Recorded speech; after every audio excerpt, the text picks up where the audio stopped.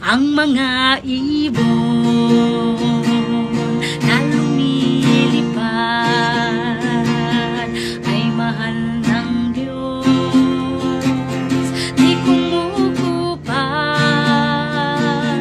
Ang mga ibon na lumilipad ay mahal ng Diyos, di kumukupas. Huwag ka nang malungkot, mahal ka ni Jesus.